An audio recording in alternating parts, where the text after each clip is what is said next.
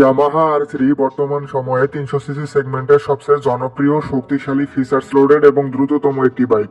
আর এটারই naked street fighter version Yamaha MT-03 naked bike হিসেবে যথেষ্ট জনপ্রিয়। এই বাইকগুলোর পুরনো ভেরিয়েন্ট 15ই ডিসেম্বর 2023 সালে ভারতের বাজারে লঞ্চ করা হয়, কিন্তু কম ফিচার্স এবং দাম অনেক বেশি হওয়ার কারণে এই বাইকগুলো একদমই জনপ্রিয়তা পায়নি, তাই সেগুলোকে আবারও ডিসকন্টিনিউ করে দেয় ইয়ামাহা। কিন্তু এই বাইকগুলোকে আবারও আগামী জুন মাসে একদম নতুন রূপে ভারতের বাজারে লঞ্চ করা হবে। আর ভারতের বাজারে লঞ্চ করা হলে হয়তো বাংলাদেশের বাজারেও চলে আসবে। এই ভিডিওতে আমি আপনাদেরকে জানিয়ে দেব ইয়ামাহা আর3 এবং MT-03 এর ফুল specification, ready pickup, top speed, বাংলাদেশের বাজারে কবে লঞ্চ করা হবে এবং বাংলাদেশের বাজারে লঞ্চ হলে এগুলোর আনুমানিক বাজার মূল্য কত টাকা হতে পারে তার সম্পর্কে। তো চলুন সকল বাজে কথা বাদ দিয়ে ভিডিওটি শুরু করা যাক।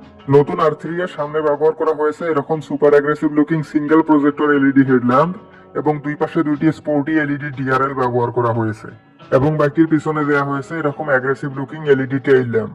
তার সাথে আছে 14 লিটারের মাস্কুলার ফিউল ট্যাঙ্ক এবং ফিউল ট্যাঙ্কের উপরে প্লাস্টিকের বডি ফেয়ারিং এর সাথে আছে ইয়ামাহা 3D লোগো এবং এই বাইকটির বডি ফেয়ারিং এ আর3 ব্র্যান্ডিং এর স্টিকার পেয়ে যাবেন। অন্যদিকে MT-03 এর সামনে ব্যবহার করা হয়েছে আগের মতোই এরকম aggressive looking single projector LED headlamp এবং উপরে দুটি এলইডি ডিআরএল দেওয়া হয়েছে। আর আপনারা আবার ভাববেন না এটা বাজাজ পালসার N160 বা N250 থেকে কপি করা হয়েছে। MT-03 আসে 2016 সালে, যেখানে পালসার N সিরিজের বাইকগুলো আসে 2021 সালে। যাই হোক, MT-03 এর পিছনে ব্যবহার করা হয়েছে এরকম স্পোর্টি এলইডি টেইল ল্যাম্প। তার সাথে আছে 14 লিটারের বিশাল বড় ফিউল ট্যাঙ্ক এবং ফিউল ট্যাঙ্কের উপরে প্লাস্টিকের হালকা বডি ফেয়ারিং এর সাথে আছে ইয়ামাহা 3D লোগো এবং বাইকটির বডি কিটে MT-03 ব্র্যান্ডিং এর স্টিকার পেয়ে যাবেন। দুটি বাইকেরই ফ্রন্ট টায়ার হিসেবে ব্যবহার করা হয়েছে 110/70 সেকশনের মোটা টিউবলেস টায়ার এবং পিছনে ব্যবহার করা হয়েছে 140/70 সেকশনের টিউবলেস টায়ার। তবে 300 সিসি সেগমেন্টের এত শক্তিশালী বাইক হিসাবে বাইকগুলোর পিছনে 150 সেকশনের টায়ার দিলে আরো ভালো হতো। সঠিক বলেছেন, আপনার বুদ্ধি ভালো। যাই হোক, দুটি বাইকেরই ফ্রন্ট সাসপেনশন হিসেবে ব্যবহার করা হয়েছে 37 মিলিমিটারের আপসাইড ডাউন কায়াব্বা সাসপেনশনস এবং পিছনে ব্যবহার করা হয়েছে 7 স্টেপ অ্যাডজাস্টেবল মনোশক কায়াব্বা সাসপেনশন, যার ফলে এই বাইকগুলো সিট হাইট কিঞ্চিত কম বেশি করা যাবে।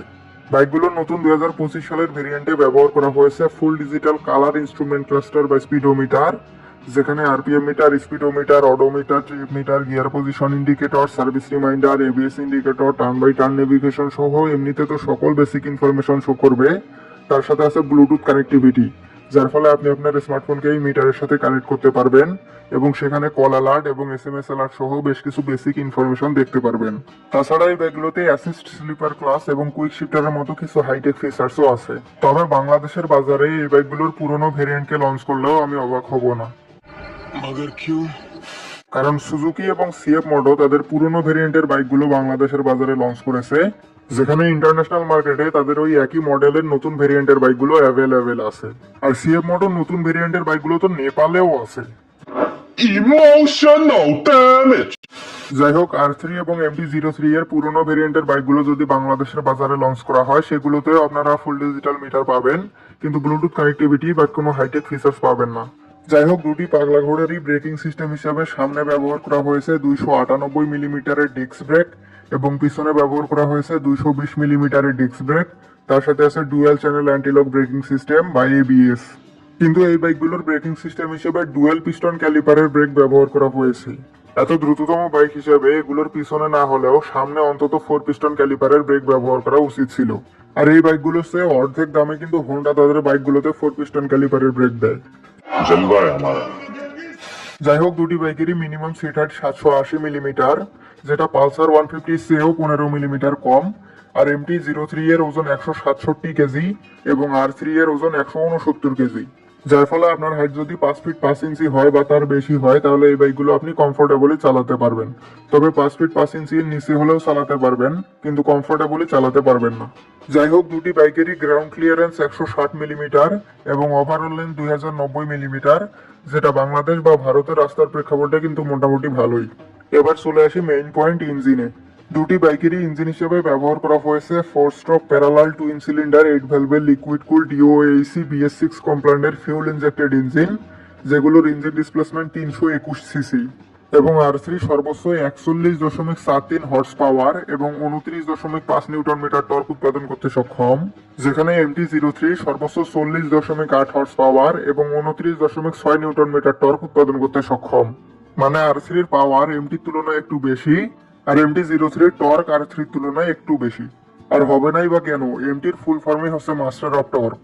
যাই হোক, ইয়ামাহা দাবি করে R3 শূন্য থেকে 100 কিলোমিটার পার আওয়ার গতি ওঠাতে সময় নেবে 5.1 সেকেন্ড এবং MT-03 শূন্য থেকে 100 কিলোমিটার গতি ওঠাতে সময় নেবে 5.8 সেকেন্ড। এবং R3 তে যেখানে টপ স্পিড পাওয়া যায় 191 কিলোমিটার পার আওয়ার, সেখানে MT-03 তে টপ স্পিড পাওয়া যায় 182 কিলোমিটার পার আওয়ার। কারণ R3 full fat sports bike হওয়ায় সেটার অ্যারোডাইনামিক MT-03 এর তুলনায় একটু ভালো। আর বাইকগুলোর ফিউল সাপ্লাই সিস্টেম হিসেবে ফিউল ইনজেকশন ব্যবহার করা হলেও এগুলোর মাইলেজ খুব একটা বেশি না, কারণ এগুলোতে শক্তিশালী টুইন সিলিন্ডার ইঞ্জিন ব্যবহার করা হয়েছে, সিঙ্গেল সিলিন্ডার নয়। যাই হোক, এগুলো প্রতি লিটার পেট্রোলে গড়ে 25 কিলোমিটার পথ যাবে। ভারতের বাজারে এই নতুন ভেরিয়েন্টের বাইকগুলো আগামী জুন মাসে লঞ্চ করা হবে। আর লঞ্চের পর ইয়ামাহা MT-03 এর আনুমানিক বাজার মূল্য হবে 3,50,000 রুপি এবং R3 এর আনুমানিক বাজার মূল্য হবে 4,80,000 রুপি। আর যেহেতু এগুলো ইয়ামাহার বাইক, তাই বাংলাদেশে আসার পর এগুলোর আনুমানিক বাজার মূল্য বললাম না। কি বলছিস? কারণ প্রত্যেকবার ইয়ামাহার যদি নতুন কোনো বাইক বাংলাদেশে লঞ্চ করা হয়, তাহলে আমি যেটা অনুমান করি তার চেয়ে বেশি দাম রাখে তারা। তো এই ছিল আজকের ভিডিওটি ভালো লেগে থাকলে একটি লাইক অবশ্যই করবেন এবং এরকমই বাইক রিলেটেড ভিডিও পাওয়ার জন্য চ্যানেলটি সাবস্ক্রাইব করে বেল নোটিফিকেশনটি অন করে রাখবেন। Right safe for ride.